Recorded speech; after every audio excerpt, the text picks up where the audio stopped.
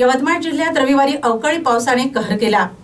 सतत होणाऱ्या 2 तास झालेल्या धुवाधार पावसाने भाजीपाल्यासह पिकाचे मोठ्या प्रमाणात नुकसान झाले। अशातच मारेगाव तालुक्यातील नेत येथील शिवारात वीज पडून शरद तुकाराम गेडाम यांच्या मालकीच्या 20 बकऱ्या मृत पावल्यात।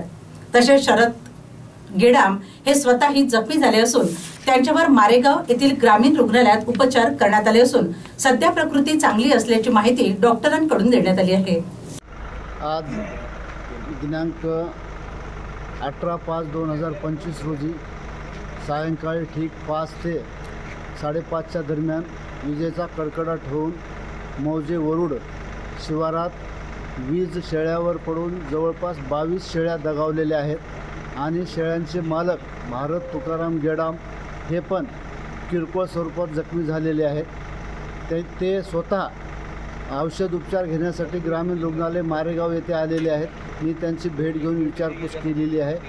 वैद्यकीय अधिकारी यांच्याशी सुद्धा चर्चा केली। त्यावेळी त्यांनी त्यांची प्रकृती स्थिर असून त्यांना एक अर्ध्या तासामध्ये घरला सोडण्यात येईल असे सांगितलेले आहे।